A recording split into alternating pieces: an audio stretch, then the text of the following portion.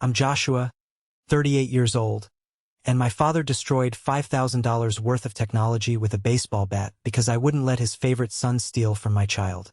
Before I tell you about the police cars, the handcuffs, and the look on my mother's face when she realized she was homeless, let me know where you guys are watching from in the comments.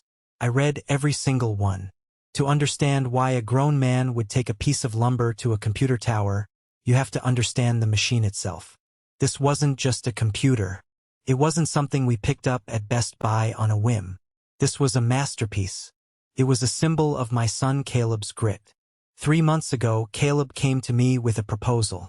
He's 16, a quiet kid, incredibly smart, the kind of kid who takes apart toasters just to see how the springs work.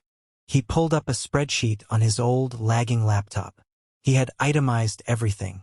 The graphics card alone, an RTX 4090, cost more than my first car. The processor, the cooling system, the RAM, the case that looked more like a spaceship than a piece of hardware. The total came out to just over $5,000. I looked at him and said, "Bud, that's a lot of money. I can't just write a check for that." Caleb didn't blink. He said, "I know, Dad. I don't want you to pay for it. I want to earn it. I just need you to help me find the work." That was the start of the longest, hottest summer of Caleb's life. And honestly, it was one of the proudest times of my life as a father. We live in a suburb where people are particular about their lawns, and Caleb became the neighborhood landscaping tycoon. I'm talking about waking up at 5 a.m. to beat the heat, pushing a heavy mower up steep inclines, trimming hedges until his arms shook. I remember one afternoon in July. It was 95 degrees out with humidity that felt like a wet blanket. I came home from work, and there was Caleb, red-faced, covered in grass clippings, drinking from the garden hose in our front yard. He had just finished the miller's yard down the street, a massive corner lot that usually takes a crew of 2 guys. I walked over to him. "You okay, son?" He wiped sweat from his eyes, grinning. $300 this week, Dad. I'm halfway there." He didn't spend a dime on ice cream, movies, or video games. Every single dollar went into a jar on his desk labeled, "The Beast." That's what he called the PC. He saved his allowance, his birthday money, and every cent from his labor. He even took odd jobs painting fences and cleaning gutters. He learned about the value of a salary before he even had a real job. He treated this project like it was his own personal college fund, investing in his future happiness. By late August, the jar was full. We ordered the parts. When the boxes arrived, it was like Christmas morning, but better, because he had bought these gifts for himself. We spent the entire weekend building it. This is where my background in IT came in handy, but I let Caleb do the heavy lifting. I wanted him to feel the snap of the RAM sticks clicking into the motherboard. I wanted him to apply the thermal paste. We spent 4 hours just cable managing the back of the case because Caleb wanted it to look perfect through the glass side panel. When we finally pressed the power button, and those RGB fans lit up in a synchronized wave of neon blue and purple, Caleb's face just lit up. The cooling liquid started flowing through the tubes, the fans hummed a low, powerful note, and the monitor flickered to life with the BIOS screen. "We did it," he whispered. "You did it," I corrected him. "You built this. Nobody can take that away from you." I believed that when I said it. I really did.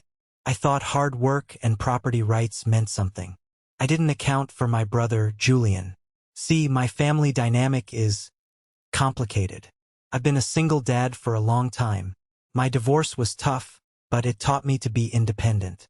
I learned that you only really have what you fight for. My parents, Robert and Linda, on the other hand, have a very different philosophy. In their world, the squeaky wheel doesn't just get the grease. The squeaky wheel gets the whole car. And Julian? Julian is the squeakiest wheel you've ever heard. Julian is 28 years old. He has no job, no ambition, and a long list of excuses. He still lives with my parents, or rather, he lives in the house my grandmother, Grandma Rose, lets them all live in. That's a crucial detail. Grandma Rose is the matriarch. She's 88, sharp as a tack, and tough as nails. She owns the big Victorian house on Elm Street. My dad, Robert, retired early with a minimal pension that barely covers his beer tab, And my mom, Linda, has never worked a day in her life. They all live off Grandma Rose's generosity. The weekend after we finished the build, Grandma Rose called me. She wasn't feeling well, just a bit of vertigo, and she wanted me to come over and check on some things around the house. She trusts me. She knows I'm the only one in the family who knows how to fix a leaky faucet without causing a flood. "Bring Caleb," she said over the phone. "I haven't seen my great-grandson in weeks. And tell him to bring that fancy computer machine I heard about. I want to see what all the fuss is." I hesitated. I knew Julian would be there. I knew my dad would be there. But Grandma Rose asked, and you don't say no to Grandma Rose. Plus, Caleb was eager to show off his creation. He was proud. He wanted his grandpa to say, "Good job, kid." He wanted that validation. We packed the beast up carefully. We put the tower in the back seat of my truck, buckled in with a seatbelt like it was a baby. Caleb held the monitor on his lap. "Are you sure Uncle Julian won't mess with it?" Caleb asked as we pulled out of the driveway. I gripped the steering wheel. "I won't let him, Caleb. It's your property. You paid for it. Besides, we'll be right there." If I could go back to that moment, I would have turned the truck around. I would have driven us to a different state. I would have done anything to avoid pulling into that driveway. But I didn't know that I was driving my son straight into an ambush. I didn't know that by the end of the night, I'd be talking to a lawyer about restraining orders and property damage. We pulled up to the house. It's a beautiful place, old and sprawling, with a big wraparound porch. My dad's truck was in the driveway, alongside Julian's beat-up sedan that hasn't moved in 6 months because he can't afford gas. As we unloaded the gear, I saw the curtain in the living room twitch. They were watching. They were waiting. I carried the tower inside. The air conditioning was blasting, a stark contrast to the heat outside. My dad was sitting in his recliner watching baseball, a beer already in his hand at 2 p.m. Mom was in the kitchen. Julian was nowhere to be seen, which usually meant he was asleep or gaming. "Hey, Dad," I said, setting the PC down on the dining room table carefully. Robert grunted, not looking away from the TV. "You're late. Grandma's upstairs." "Hi, Grandpa," Caleb said, carrying the peripherals. Robert glanced at him, then at the equipment. "What's all that junk?" "It's not junk," Caleb said, his voice firm but respectful. "It's my PC. I built it." "Waste of time," Robert muttered, turning back to the game. "Should be studying or playing a real sport." I felt that familiar tightness in my chest. The disapproval. The dismissal. It was the soundtrack of my childhood. But I let it slide. We were here for Grandma Rose. We set the PC up in the sunroom, which was Grandma's favorite spot. She wanted Caleb near her while she knitted. We plugged it in, and the lights flared to life. "Oh my," Grandma Rose said, walking in with her cane. She looked frail, but her eyes were bright. "It looks like a disco in a box." Caleb beamed. "It's liquid-cooled, Grandma. Look at the temperature gauges." He started explaining the specs to her, and she listened intently, asking questions that showed she was actually paying attention. It was a nice moment, peaceful moment. Then, I heard heavy footsteps on the stairs. Thud, thud, thud. Julian walked into the room. He was wearing boxer shorts and a stained t-shirt, scratching his stomach. He looked like he hadn't showered in 3 days. He blinked at the neon lights emanating from the corner. "Whoa," Julian said, his eyes widening. "What is that?" "Caleb's computer," I said, stepping between him and the desk instinctively. Julian pushed past me, ignoring my personal space. He leaned in close to the glass panel, his breath fogging it up slightly. "RTX 4090? Is that the Supreme Liquid X model?" "Yeah," Caleb said, a hint of nervousness in his voice. Julian whistled low. "That's top tier. That's exactly what I need." He turned to look at me, a greedy glint in his eyes. "Hey Josh, good to see you. You know, my stream has been tanking lately. Frame rate drops, lag, the works. My viewers are complaining. I've been telling Mom I need an upgrade to really go pro. "Hello, Julian," I said coldly. "Maybe you should get a job and save up for one." "That's what Caleb did." Julian laughed, a dry, humorless sound. "A job? In this economy? Come on, bro. I'm building a brand. It takes time." He turned back to the computer, his fingers twitching as if he wanted to grab it right then and there. "So, how much did this run you?" "Caleb spent $5,000, I said. $5,000. Julian's jaw dropped. Then, his expression shifted from awe to indignation. He looked at Caleb, then at me, then shouted toward the living room. "Mom, Dad, you gotta see what Joshua bought for the kid." My stomach dropped. The peace was over. The storm had arrived.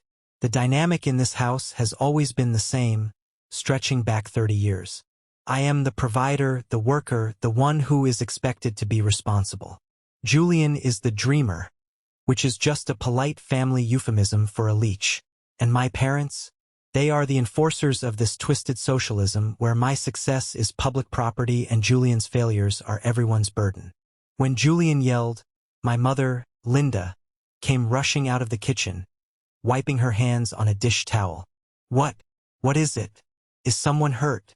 Look at this." Julian pointed an accusing finger at Caleb's masterpiece. Joshua dropped $5,000 on a toy for Caleb. $5,000. Meanwhile, I'm trying to launch a career with a potato, and nobody lifts a finger to help me. Mom looked at the computer, the spinning lights reflecting in her eyes. She didn't see the engineering. She saw the dollar signs. She turned to me, her face pinching into that look of disappointment I knew so well. "Joshua, is that true? You spent that much money on a game." "I didn't spend it," I said, keeping my voice level. "Caleb did. He worked all summer, mowing lawns, fixing fences. He earned every penny. He's 16. Mom scoffed. "What does a 16-year-old need with a supercomputer? He should be saving for his college fund, not wasting it on this." "It's his money," I repeated. "He can do what he wants with it." My dad, Robert, lumbered in from the living room, annoyed that his baseball game was interrupted. "What's the yelling about?" "Joshua bought Caleb a NASA computer," Julian whined, playing the victim perfectly. "And he knows. I've been needing a rig like this for my channel. It's like he's rubbing it in my face." Robert looked at the machine, then at me. "You know your brother has been struggling, Josh. He's trying to get this internet thing off the ground." "Dad, Julian is 28, I said, feeling the heat rise in my neck. "He's been getting it off the ground for 6 years. Caleb mowed lawns for 3 months. There is no comparison." "It's about family," Robert said, his voice dropping an octave, the tone he used when he was about to give a lecture. "Family helps family. If you had that kind of cash lying around to give the boy for chores, you could have helped your brother out." "I didn't give him the money for chores," I snapped. "He worked for neighbors.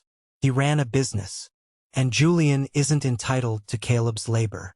Caleb shrank back into his chair. I could see him trembling slightly. He hates conflict. He's a gentle soul. He just wanted to play Cyberpunk in 4K, not start World War III. I looked over at Grandma Rose. She was sitting in her armchair, knitting needles clicking rhythmically. She hadn't said a word yet, but her eyes were darting back and forth between us, sharp and assessing. She was watching the whole scene play out like a judge in a courtroom. This situation triggered a memory so vivid I could almost smell the plastic. I was 12 years old. I had saved up my allowance for months to buy a specific Lego set, the big pirate ship. I built it on the kitchen table, proud of every cannon and sail. Julian, who was 2 at the time, saw it and started crying. He wanted it. My dad didn't even hesitate. "Give it to him, Josh. He's the baby." "But I built it," I had argued. "It's mine." "Don't be selfish," Dad had growled. He took the ship from my hands and gave it to Julian. Within 5 minutes, Julian had smashed it against the floor, scattering the pieces everywhere. Dad just shrugged and said, "It's just plastic. Stop crying or I'll give you something to cry about." That was the lesson I learned. My ownership is conditional. Julian's desires are absolute. But I wasn't 12 anymore. And this wasn't Legos. And most importantly, this wasn't about me. It was about my son. Can I just try it out? Julian asked, changing tactics. His voice went soft, wheedling. Just to see the difference? I want to see how Call of Duty runs on it. Caleb looked at me. I nodded slightly. You can play around. But don't mess with the settings. Julian sat down. The chair groaned under his weight. He didn't just play. He started digging through the system files. He opened the device manager. He was drooling over the specs. Man, Julian muttered. This is insane. With this setup, I could stream at 4K 60 frames per second. I could finally get sponsorships. This is my ticket. He swiveled around in the chair. Hey, Caleb, tell you what. Since you're just a kid and you have school starting soon, why don't you let me borrow this for a while? Just until Christmas? You can't play that much during the school year anyway. No, Caleb said. Just like that. Quiet but firm. Excuse me? Julian blinked, acting shocked. No, Caleb repeated, louder this time. It's mine. I built it. I'm taking it home. Julian's face turned red. He stood up. You selfish little brat. I'm trying to build a career here. You're just playing games. So are you. Caleb shot back. Hey! Robert shouted, stepping forward. Don't talk to your uncle like that. Then tell Uncle Julian to stop begging for my stuff, Caleb said. I was shocked. Caleb never talked back. But I was also incredibly proud. He had a spine. That's enough. I stepped in. Julian, get off the chair. We're done here. We came to visit Grandma, not to be harassed. It's not fair, Julian yelled, looking at Mom. Look at him. He's hoarding it. He doesn't even appreciate what he has. Joshua? Mom pleaded, putting a hand on my arm. Think about it. Julian has been so depressed lately. This could really turn things around for him. Maybe you could leave it here? Just for the weekdays? Caleb can use it on weekends. Are you insane? I stared at her. You want my son to leave a $5,000 machine here so Julian can spill Mountain Dew on it and burn out the GPU mining crypto or whatever he does? Absolutely not. We raised you better than this, Dad spat. Sharing is caring. You've become arrogant, Josh. Just because you have a good salary and a fancy truck, you think you're better than us. I think I respect property, I said. And I respect my son. I looked at Grandma Rose again. She had stopped knitting. She was looking at the PC, then at Julian, then at Dad. Lunch is ready, Grandma Rose said suddenly, her voice cutting through the tension. Meatloaf. Everyone wash up. The sudden shift in topic threw everyone off. Dad grunted and headed for the kitchen. Mom gave me a look of pure disappointment and followed him. Julian glared at Caleb, muttered something that sounded like a threat, and stomped off. Don't worry, I whispered to Caleb. I've got your back. We eat. We say goodbye to Grandma. And we leave. Caleb nodded, but he looked terrified. He knew, just like I knew, that the silence wasn't the end of the fight. It was just the deep breath before the plunge. We went into the dining room. The table was set with Grandma's nice china. We sat down. The tension was thick enough to choke on. The clinking of silverware on porcelain sounded like gunshots. I sat facing the hallway that led to the sunroom. I wanted to keep the PC in my line of sight, but the way the dining room was angled, I couldn't see the desk directly. I had to trust that Julian was eating with us. And he was sitting opposite me, shoveling meatloaf into his mouth, his eyes darting around aggressively. So, Caleb, Grandma Rose said, breaking the silence, tell me more about how you earned the money. Did you do the Thompson's yard? That hill is a nightmare. Yes, ma'am, Caleb said politely. Mr. Thompson paid me extra because I weed-whacked the fence line too. Good boy, Grandma nodded. Honest work pays off. Unless you're lucky, Julian muttered around a mouthful of potatoes. Some people just get lucky. Luck had nothing to do with it, I said. Whatever, Julian said. Must be nice to have everything handed to you. The irony was so thick I almost choked. Julian, living rent-free, eating food he didn't buy, in a house he didn't own, accusing a 16-year-old of having things handed to him. I checked my watch.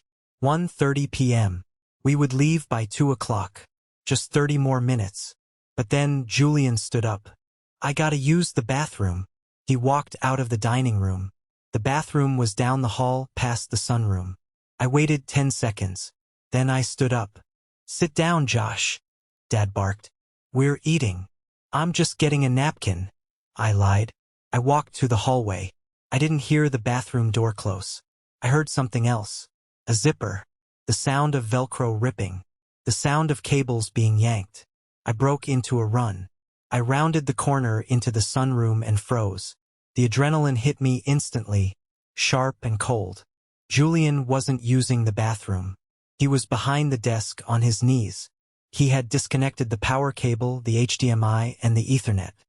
He was currently struggling to shove the massive tower into a large blue IKEA bag he must have pulled from the closet. Put it down, I said. My voice was low, dangerous. I surprised myself with how calm I sounded. Julian jumped, banging his head on the underside of the desk. Ow! Geez, Josh, you scared me. I said put it down, Julian. Now. He scrambled to his feet, pulling the bag with him. The tower was heavy, mostly glass and metal, and he was struggling to lift it. I'm just moving it to my room. For safekeeping. You guys are leaving soon, and I didn't want Caleb to forget it. He's not forgetting it, I said, stepping closer. Because he's taking it with him. We are leaving, and that computer stays with us. Mom said I could use it. Julian lied, his eyes desperate. She said we could work out a sharing schedule. I don't care what Mom said. It's not hers to give. I reached out and grabbed the handle of the IKEA bag. Julian pulled back. For a second, we were playing a tug-of-war with $5,000 of fragile electronics suspended between us. Let go, Julian grunted. You're so selfish. You have a house, you have a truck, you have everything. Why can't I just have this one thing? Because you didn't earn it, I shouted. Hey! We both turned. Robert was standing in the doorway. He looked massive, his face flushed red from the beer and the heat of the day. He saw us grappling over the bag. Dad! Julian whined immediately, dropping the bag so it slammed onto the carpeted floor. My heart stopped, but the padding seemed to save it. Josh is attacking me. I was just looking at it and he grabbed me. Liar, I said, breathless. He was trying to steal it. He unplugged everything. Robert walked into the room. He didn't look at the unplugged cables. He didn't look at the bag. He looked at me. You putting your hands on your brother over a toy? It's not a toy, Dad. It's Caleb's property. And Julian was stealing it. Stealing? Robert scoffed. In this house? You can't steal from family. It's all communal. We share in this house. No. I shook my head, stepping between Robert and the computer. That's not how the law works, and that's not how decency works. We are leaving. Now. I yelled out to the dining room. Caleb, get in here. We're going. Caleb ran in a second later, looking terrified. Mom followed him, wringing her hands. Grandma Rose came last, moving slowly, her face unreadable. Pack it up, Caleb, I commanded. Cables, mouse, keyboard. Let's go. Caleb rushed to the desk, his hands shaking as he gathered the cords. Stop, Robert said. His voice was like grinding gravel. Caleb froze. Leave the computer, boy, Robert said to Caleb. Dad, stop, I warned. I said leave it, Robert shouted, stepping closer to Caleb. Caleb flinched back. Your uncle needs it more than you do. You're a child.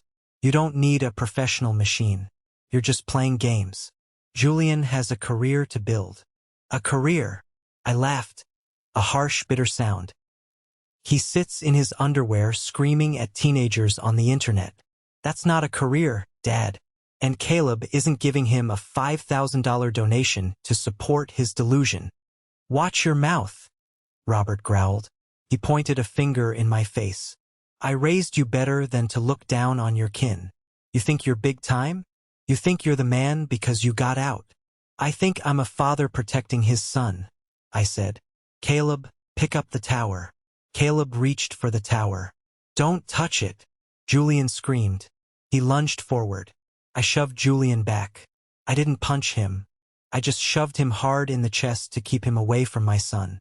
Julian, being the drama queen he is, flailed his arms and threw himself backward, knocking over a lamp, crashed and shattered. He hit me, Julian screamed, rolling on the floor. He hit me. My back. Ow, my back. That was the trigger. Robert's eyes went black. He didn't see a father protecting his son.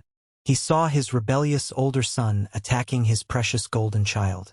You come into my house? Robert roared. And you break my furniture? You assault your brother. He's acting, I yelled. I barely touched him. Get out, Robert said. He was breathing heavy, his chest heaving. Get out of my house. Gladly, I said. Caleb, grab the tower. The computer stays, Robert bellowed. As payment. For the lamp. And for hurting your brother. You are out of your mind, I said. That computer is worth more than your truck, Dad. We are taking it. If you try to stop us, I will call the police. I shouldn't have said that. I shouldn't have threatened him with authority. Robert hates authority. He hates being told what to do. He looked around the room, his eyes wild. He was looking for something. A weapon. An equalizer. His eyes landed on the corner of the room. There, leaning against the wall, was an old aluminum baseball bat. It was mine from high school. Grandma kept it as a keepsake. Robert walked over and grabbed the bat. Robert, no. Mom screamed from the doorway. Dad, put it down, I said, stepping in front of Caleb. My heart was hammering against my ribs like a trapped bird. Don't do this. You want to call the cops? Robert hissed. He slapped the bat against his open palm. Thwack, thwack. You want to talk about property? I'll show you property. I'll show you what happens when you prioritize things over blood. Dad, please. Julian stopped rolling around. Even he looked scared now. Dad, just make him give it to me. Don't break it. He won't give it, Robert said, staring at me. He's stubborn, just like his mother. Don't bring me into this, Mom cried. He thinks he's better than us, Robert continued, taking a step toward the desk. He thinks his son is too good to share. He thinks this machine is more important than his brother's future. It's not about the machine, I yelled. It's about respect. It's about theft. It's about selfishness. Robert roared. He raised the bat. Run, Caleb, I said, pushing my son toward the door. Go to the car. No, Dad, Caleb cried. My PC. Leave it, I screamed. But Caleb didn't leave. He tried to grab the tower. Robert swung. The sound of an aluminum bat hitting tempered glass is not a sound you ever want to hear. It's not a thud. It's a sickening crunch pop followed by the tinkling of 1,000 tiny diamonds hitting the floor. Robert didn't swing at me. He didn't swing at Caleb. He swung directly at the side panel of the PC. Smash. The glass exploded. Shards flew everywhere. Caleb screamed. A high, terrified sound that cut right through me. He scrambled backward, covering his face. Dad! I tackled my father. I didn't think, I just reacted. I slammed my shoulder into his midsection, driving him back against the wall. He was strong for an old man, fueled by rage and adrenaline. He shoved me off, sending me stumbling into the coffee table. I fell hard, my hip taking the brunt of the impact. You want to fight me? Robert yelled, brandishing the bat. In my house. He turned back to the computer. The side was open now, the expensive components exposed like organs in a surgery. The fans were still spinning, the lights still flickering erratically.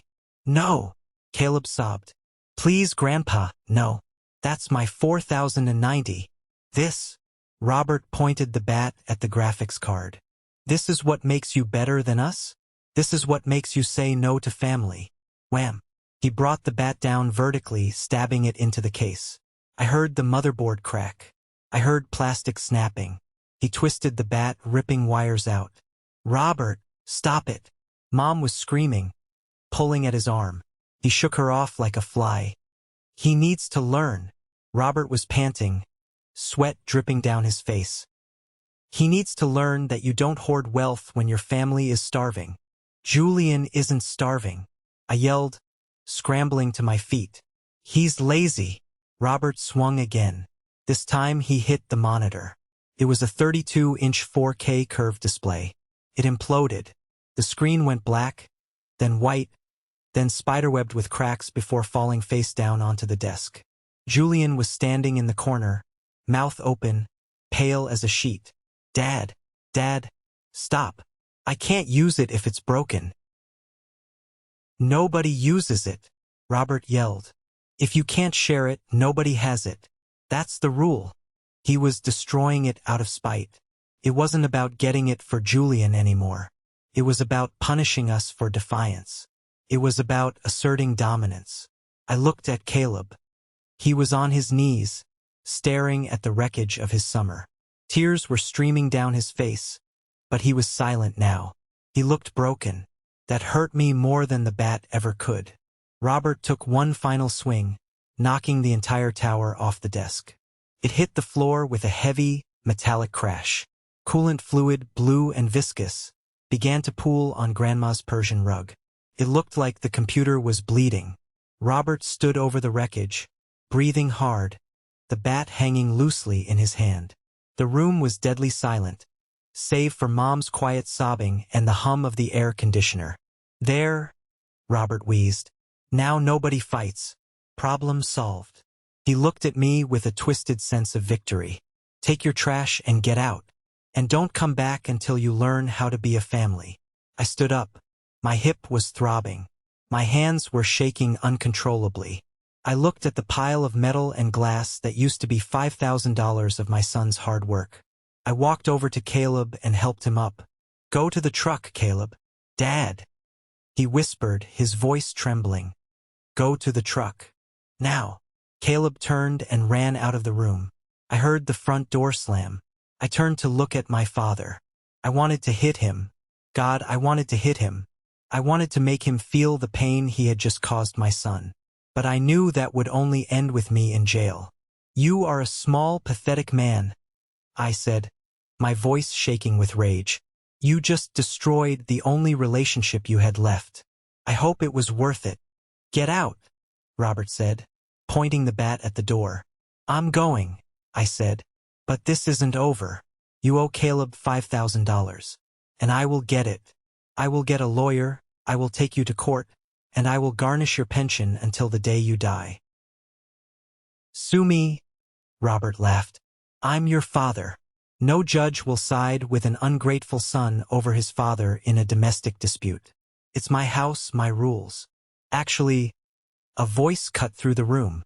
It was sharp, clear, and cold as ice. We all turned. Grandma Rose was standing by the doorway to the kitchen. She was holding her iPad. She wasn't looking at us. She was looking at the screen. "It's not your house, Robert," Grandma Rose said. "Ma," Robert said, his demeanor changing instantly. He lowered the bat. "Ma, I was just teaching them a lesson. They were disrespecting the family." "I saw everything," Grandma Rose said. She tapped the screen. "I had security cameras installed last week. After packages started going missing from the porch. I saw Julian try to steal the machine. I saw you hit Joshua. I saw you destroy the boys' property." "Ma, you don't understand." "I understand perfectly," she interrupted. She looked up from the screen, and the look on her face was terrifying. It wasn't anger. It was disgust. "I understand that I have raised a thief and a bully." "Grandma, please," Julian started. "Quiet," she snapped. Then we heard it. Whoop whoop. Sirens. Close. Very close. Robert's face went white. He dropped the bat. Clattered loudly on the floor. "Ma, what did you do?" "I called the police," Grandma Rose said calmly. "5 minutes ago, when you picked up that bat. You called the cops on your own son? Robert looked horrified. For a computer? For violence, she corrected. And for destruction of property.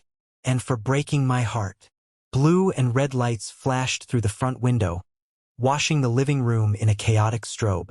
You need to tell them it was an accident, Robert said, panic rising in his voice. Ma, tell them it was a misunderstanding. Tell them I fell. Tell them anything. I will tell them the truth, Grandma Rose said. She walked over to the chair where she had been sitting and sat down, composing herself. There was a heavy pounding on the front door. Police, open up.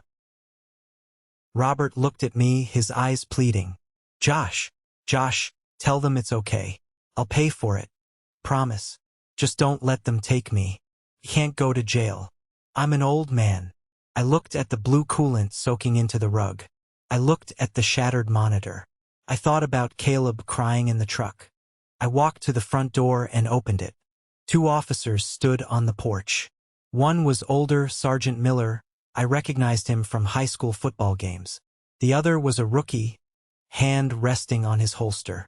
We got a call about a domestic disturbance involving a weapon, Sergeant Miller said, looking past me into the house. Is everyone okay? No, I said, stepping aside. My father, Robert, has a baseball bat.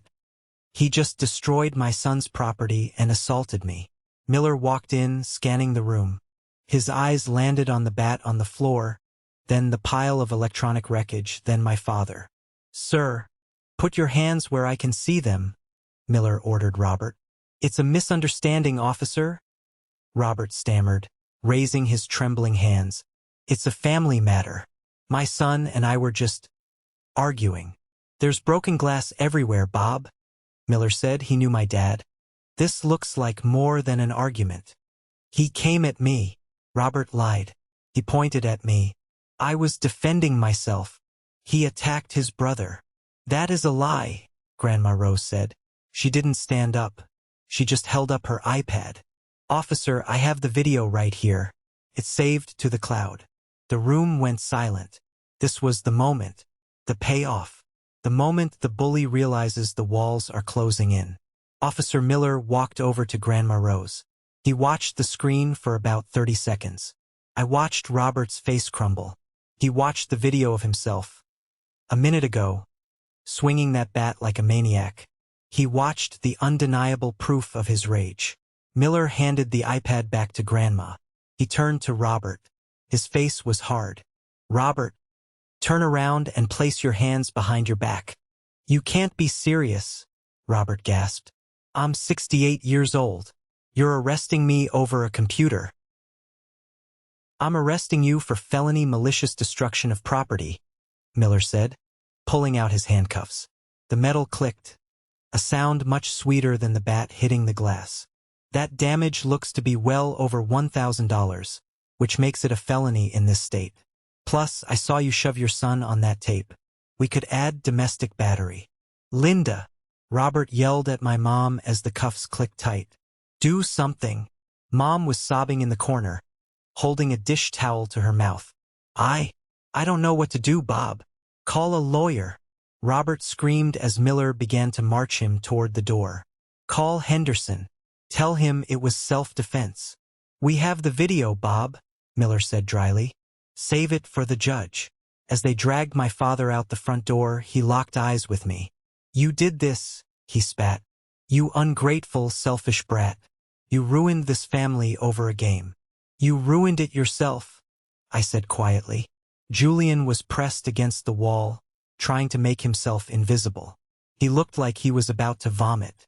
He realized that, without Dad there to protect him, he was exposed. The rookie officer stayed behind to take statements and photos of the damage. He photographed the bat. He photographed the shattered RTX 4090. He photographed the blue stain on the rug. I'm sorry about your rig, man, the rookie said to me, shaking his head. That looked like a beast of a machine. It was, I said, my voice thick. My son built it. I went out to the truck. Caleb was sitting in the passenger seat, his knees pulled up to his chest. He saw the police car lights. He saw his grandfather in the back seat. I opened the door. "It's over, Bud. Is Grandpa going to jail?" Caleb asked, his voice tiny. "Yes," I said. "For tonight, at least." "Because of me?" "No." I grabbed his shoulders and turned him to face me. "Look at me. None of this is because of you. This is because he couldn't control his temper. This is because he tried to take something that wasn't his. You did nothing wrong. You protected what you earned." Caleb nodded, but I knew the trauma would take a long time to heal. Seeing your hero, or at least your grandfather, turn into a villain isn't something you get over in a night. I went back inside to get my keys and check on Grandma. The police had left with Robert. The rookie had finished his report and given me a case number. "The prosecutor will be in touch," he said. The house was quiet now. Just the hum of the fridge and the sound of Mom crying at the kitchen table. Julian was sitting next to her, patting her back, looking shell-shocked. Grandma Rose was still in her chair. She looked tired. She looked every minute of her 88 years. "Grandma," I said softly, "I'm so sorry. I should have just left.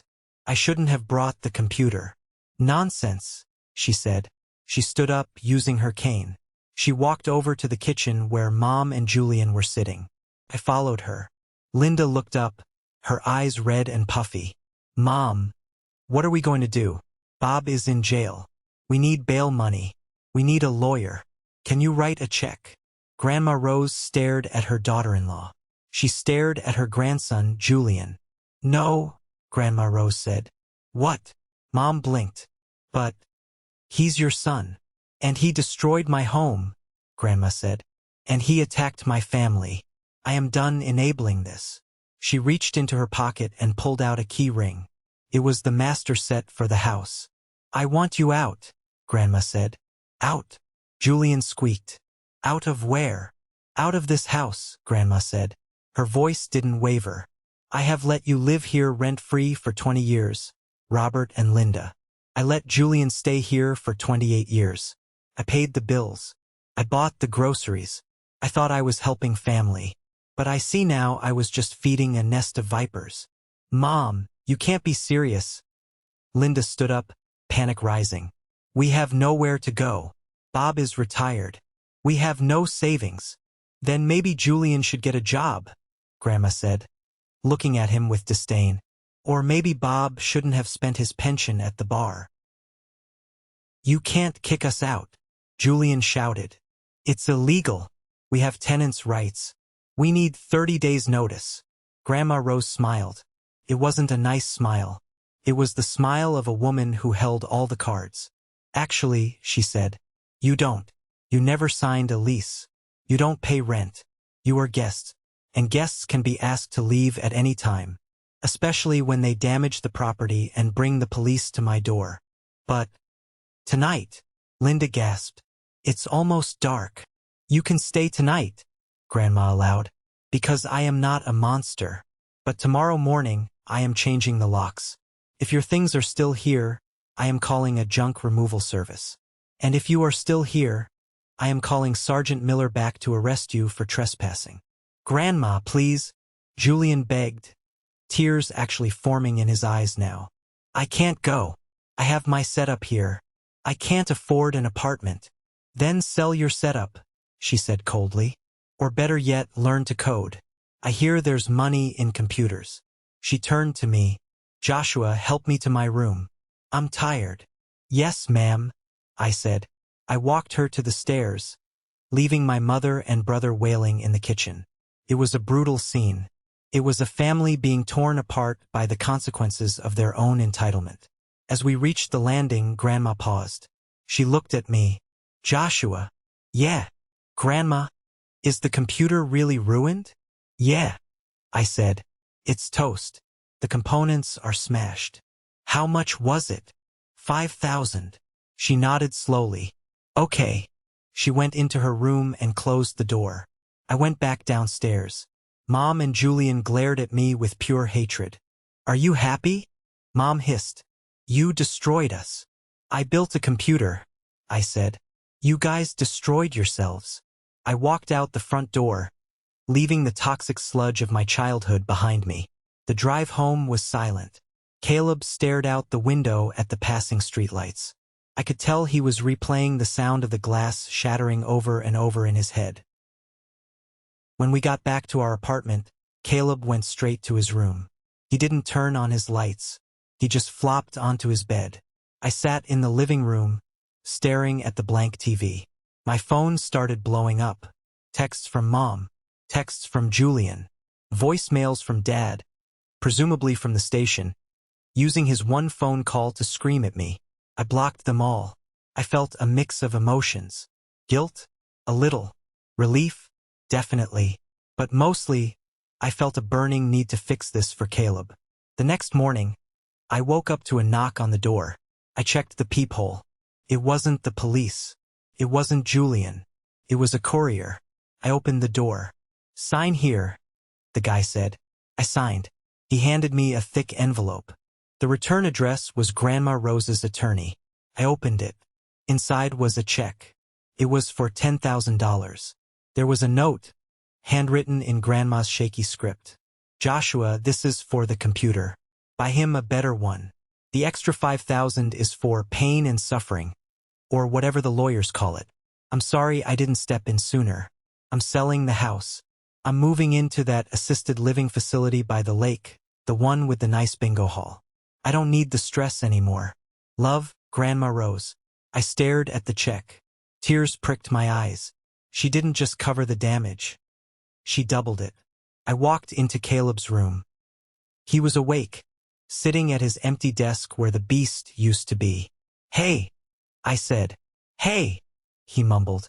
I placed the check on the desk. "Grandma sent this." Caleb looked at it. His eyes went wide. 10,000? "Dad, that's justice," I said. "And she kicked them out, Caleb. They're gone. Mom, Dad, Julian, they're out of the house. Grandma is selling it." Caleb looked at me, processing this. "So, they really lost everything?" "They did. Because they wanted my PC? Because they were greedy," I said. "And because they forgot that actions have consequences." We spent the next week planning the Beast 2.0. But before we could even order the parts, something crazy happened. I had posted the video, just the security footage Grandma sent me, on a tech forum, asking for legal advice about the property damage. I didn't expect it to go viral, but it did. The internet hates entitled family members. The video of Robert smashing the PC got millions of views. Comments poured in from all over the world. People were furious. They were doxing Julian, they were meme-ing my dad's face. But then, the tech community stepped up. I got an email from a representative at a major PC hardware company.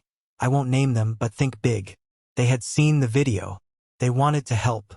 "We hate seeing good hardware destroyed," the email read. "And we hate bullies. Send us Caleb's address." 2 days later, boxes started arriving. Not just parts. Top of the line, unreleased engineering samples. A custom chassis.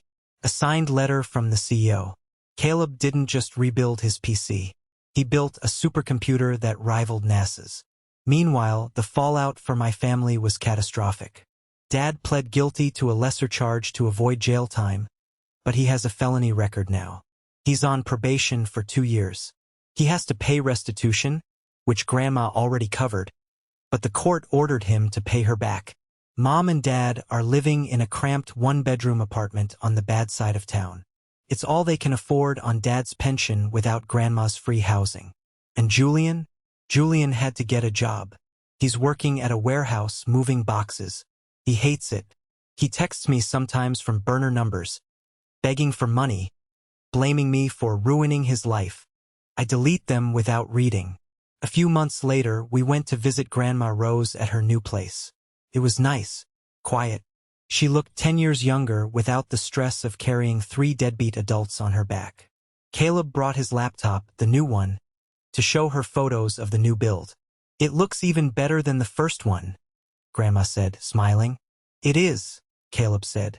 "And nobody is ever going to touch this one." "Damn straight," Grandma said. She squeezed my hand. "You did good, Joshua. You broke the cycle. I looked at my son, confident and happy. I looked at my grandmother, at peace. Yeah, I said. I guess I did. The wheels of justice turn slowly, but when they finally crush you, they don't leave much behind. 3 months after the incident, I stood in the hallway of the county courthouse. The fluorescent lights hummed with that headache-inducing flicker that seems to exist only in government buildings. Caleb wasn't with me. I didn't want him there. I didn't want him to see his grandfather reduced to a defendant number on a docket. I wanted him to remember the man who taught him to fish, even if that man had been consumed by the monster I saw in the living room that day. My lawyer, a shark of a woman named Sarah, who Grandma Rose had hired immediately after kicking the family out, stood next to me. She checked her watch. "They're going to take the plea," Sarah said, her voice devoid of emotion. "Robert knows he can't win. The video evidence is damning. If he goes to trial, he risks a year in state prison. He's terrified of that." "Good," I said. It felt cold to say it, but the heat of my anger had calcified into something harder, more permanent. Inside the courtroom, Robert looked smaller. Without his recliner, without his house, without the echo chamber of my mother and Julian reinforcing his delusions of grandeur. He was just an old man in a cheap suit that didn't fit right anymore. He looked tired. His skin was gray. When he saw me enter, he didn't glare. He just looked away, staring at his shoes. The judge was a stern man who clearly had no patience for family drama spilling into his courtroom. He read the charges. Felony, malicious destruction of property. Robert's public defender mumbled through the plea agreement. Guilty to a lesser charge of criminal mischief, 2 years of probation, mandatory anger management classes, and full restitution to the victim. When the judge asked Robert if he had anything to say, my father stood up. His hands were shaking. I waited for an apology. I waited for him to look at me and say, "I'm sorry I scared your son. I'm sorry I broke his heart." Instead, Robert cleared his throat and said, "I just want to go home, Your Honor. I've been under a lot of stress." That was it. No remorse. Just me. Even facing a felony conviction, Robert was the victim in his own story. The judge wasn't impressed. He peered over his glasses. "Mr. Anderson, you destroyed $5,000 of equipment belonging to a minor because he wouldn't share it?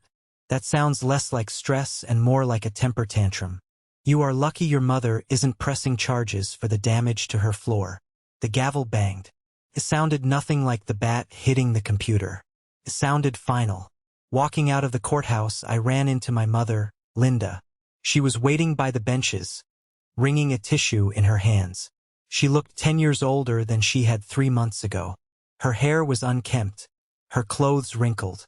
"Joshua," she said, her voice cracking. I kept walking. "Joshua, please." She grabbed my arm.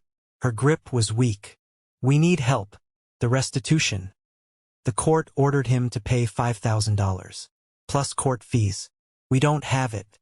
We're living in a studio apartment in the East End. The rent is eating up Bob's entire pension." I stopped and looked at her. Grandma Rose already sent a check to cover Caleb's loss. "You don't owe me the money. You owe the court." "But the fees," she cried. "And Julian is so depressed. He can't find work that suits his talents. He needs help, Joshua. You have a good job. You have that big truck. Can't you just loan us a few thousand? Just until we get back on our feet?" I looked at this woman who had watched her husband swing a baseball bat at my child and did nothing but cry about her own comfort. "Julian is 28, I said. "Tell him to sell his car. Tell him to sell his gaming console. Tell him to get a job at McDonald's. They're hiring. He can't work fast food." Mom gasped, offended. "He has anxiety." "Caleb has anxiety too," I said, my voice dropping to a whisper, "because his grandfather smashed his dreams with a bat. But guess what? Caleb is still working. He's mowing lawns again. He's moving forward. If a 16-year-old can do it, Julian can do it." I pulled my arm free. "Don't call me again, Mom, unless it's an emergency involving Grandma. Otherwise, we're done." I walked away. I didn't look back. I knew that if I looked back, I might feel pity, and pity was the trap they had used to control me for decades. But while my biological family was collapsing into a black hole of their own making, a new family was forming around us. A digital family. I had posted the security footage on a tech forum, primarily to ask about the legal ramifications of the property damage. I didn't expect the avalanche. The internet is a strange, chaotic place, often filled with toxicity, but sometimes it acts like a collective immune system attacking a virus. My father and Julian were the virus. The video went viral. Millions of views. The comments section was a wall of fire. People were outraged. But more importantly, they were heartbroken for Caleb. They saw a kid who worked hard, built something beautiful, and had it destroyed by entitlement. Then the emails started coming. First, it was just supportive messages. Then, offers of cash, which I politely declined. Grandma had covered us. But then the heavy hitters arrived. A representative from a major PC component manufacturer, let's call them Titan Tech, reached out. Subject, we want to make it right. Joshua, we saw the video. We saw the destroyed 4090. As engineers and gamers, that hurt our souls. But as humans, we can't let that be the memory your son has of his hard work. We want to send Caleb a care package.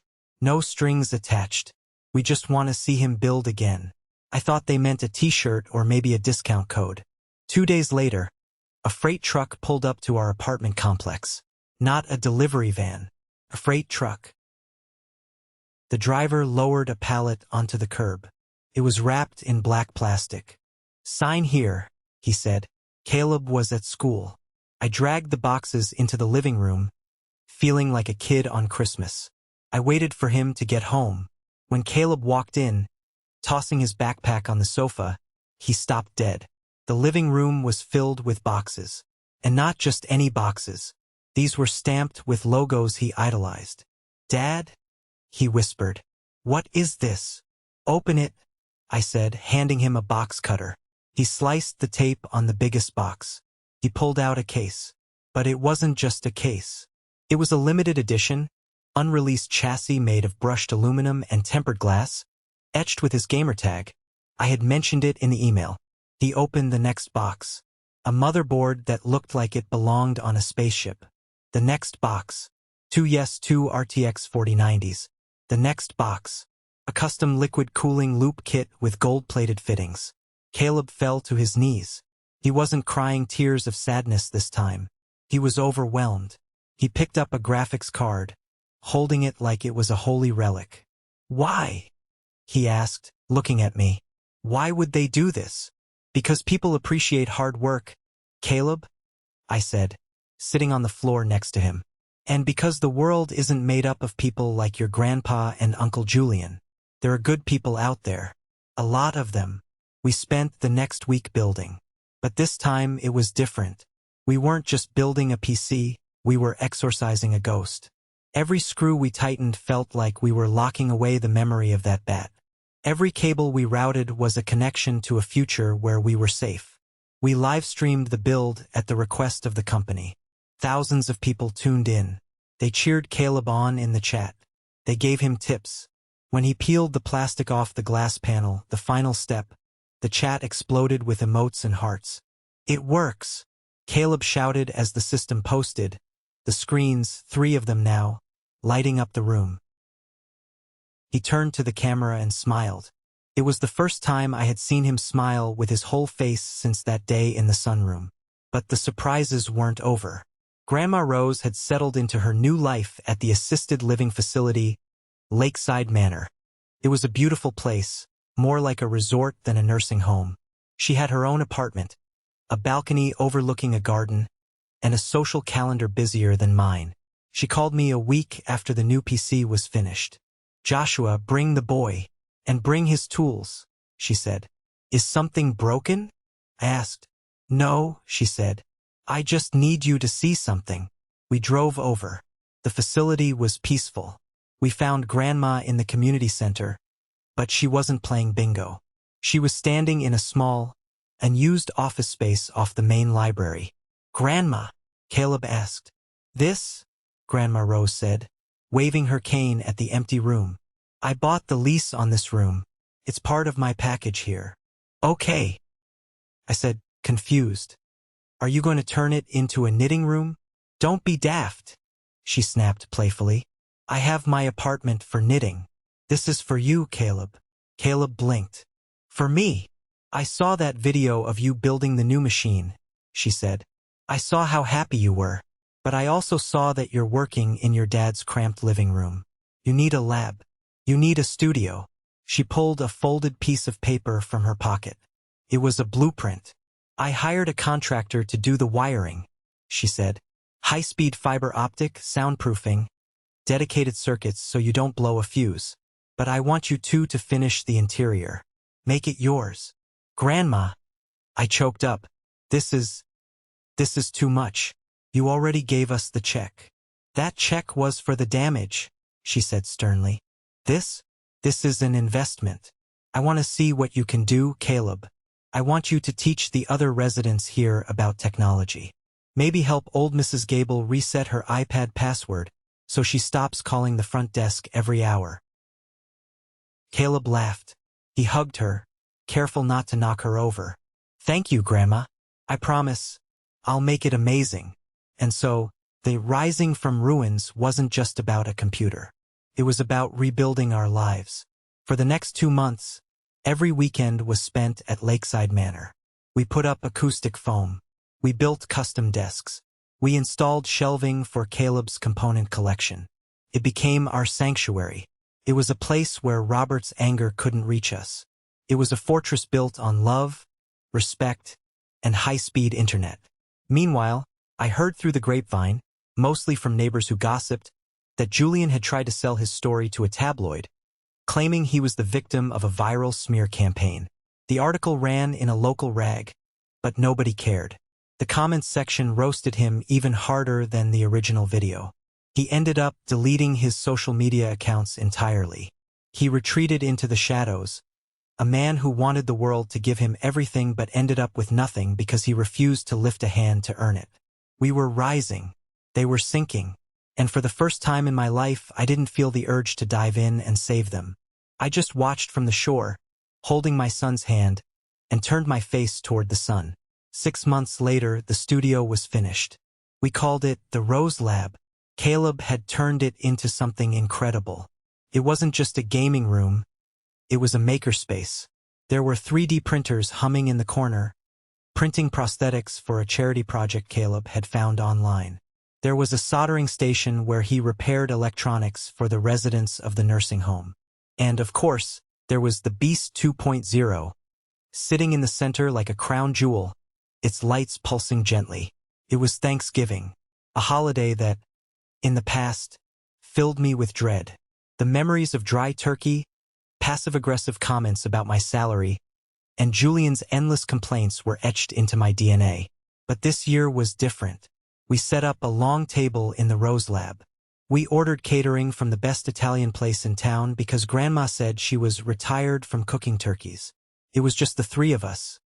Grandma Rose, Caleb, and me. Plus, a few of Grandma's new friends who had stopped by. Mr. Henderson, a retired engineer who loved watching Caleb work, and Mrs. Gable, who finally remembered her iPad password thanks to Caleb's patient tutoring. The room was warm. It smelled of lasagna and garlic bread, mixed with the faint, electric scent of ozone from the printers. "This is nice," Grandma Rose said, taking a sip of sparkling cider. She looked around the room, her eyes resting on Caleb, who was showing Mr. Henderson how the liquid cooling pump worked. "It is," I agreed. "It's peaceful." "I heard from Linda today," Grandma said quietly. I stiffened. "Oh." She called the front desk. Wanted to speak to me. I told the nurse to tell her I was busy playing Fortnite. I laughed so hard I nearly choked on my bread. "You did not." "I certainly did," Grandma chuckled, a mischievous twinkle in her eye.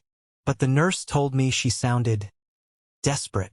Apparently, the landlord of their apartment is threatening eviction. Robert keeps getting into arguments with the neighbors. He tried to report the guy upstairs for walking too loudly." I shook my head. He hasn't changed. Even after everything, he hasn't learned a single thing. Some people don't, Joshua, Grandma said, her face turning serious. Some people are like old dry wood. They don't bend. They just break. And when they break, they try to hurt anyone standing close enough to get hit by the splinters. She reached across the table and took my hand. Her skin was paper thin, but her grip was surprisingly strong. I am proud of you, she said. Not because you are successful.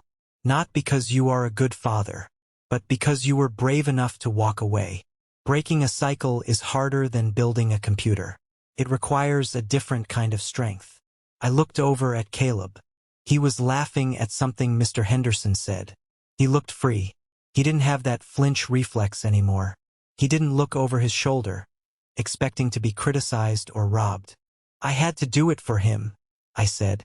I couldn't let him grow up thinking that love is transactional. I couldn't let him think that family means letting people hurt you. And you didn't, Grandma said. You gave him a new definition of family. Look around. This is family. She gestured to the room, to the friends, to the laughter, to the shared passion. Later that evening, after the guests had left and Grandma had gone to her apartment to rest, Caleb and I stayed behind to clean up. Dad? Caleb asked, wiping down the soldering station. Yeah, Bud. Do you think Grandpa ever thinks about us? I paused, holding a trash bag. It was a heavy question. I think he thinks about us a lot, I said honestly. But I don't think he thinks about us. He thinks about what he lost. He thinks about the control he doesn't have anymore. He misses the punching bags, Caleb. He doesn't miss the people. Caleb nodded slowly. I don't miss him, he said. Is that bad? No, I said, walking over and putting a hand on his shoulder. That's healthy. You miss the idea of a grandfather. You miss the person he should have been. But you don't miss the person he was. And that's okay. Caleb looked at the Beast 2.0. I'm going to apply to MIT, he said suddenly. For engineering. That's a big goal. I smiled. But after seeing what you did this year, I have zero doubts you'll get in. And when I make my first million, Caleb grinned, I'm going to buy Grandma a Lamborghini. She'd probably prefer a decked-out golf cart. I laughed. But it's a nice thought. We locked up the Rose Lab. We walked out into the cool autumn night air. The sky was clear, full of stars. Somewhere across town, in a cramped apartment, my father was probably sitting in the dark, stewing in his own bitterness, blaming the world for his misfortune. But here, under the stars, we were light. We were unburdened. I put my arm around my son. Ready to go home? Yeah, Caleb said. Let's go home. We got into the truck. I started the engine. As we drove away from the facility, I looked in the rearview mirror. I saw the lights of the Rose Lab glowing softly in the distance. It was a beacon, a lighthouse that had guided us through the storm and brought us to a shore we never knew existed. I realized then that the legacy of this whole ordeal wasn't the destroyed PC. It wasn't the court case. It wasn't even the new studio. The legacy was the look on Caleb's face. The confidence. The knowledge that his boundaries mattered. The certainty that he was protected. My father had smashed a computer to teach us a lesson about selfishness. Instead, he taught us a lesson about self-worth. And for that, in a strange, twisted way, I was almost grateful. He forced us to burn down the rotting house of our past so we could build a castle on the ashes. And this time, we hold the keys. Thank you so much for taking this journey with me, Caleb and Grandma Rose. We've walked through the wreckage of betrayal and come out the other side stronger. But this story isn't just about computers or courtrooms. It's about the hardest lesson many of us ever have to learn. Biology does not equal family.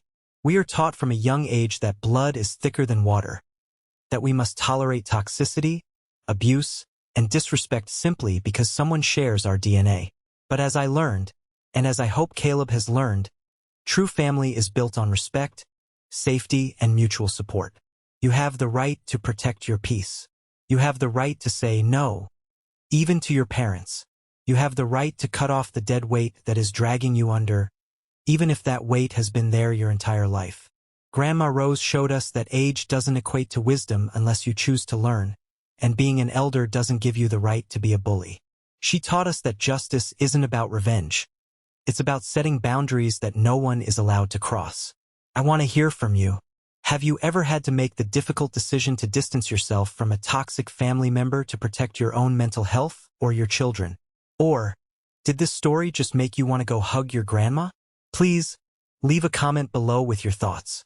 Share your story, or if this resonated with you, just comment good, so I know we're on the same page about building a life filled with respect, not obligation. Stay strong, protect your peace, and keep building. Joshua.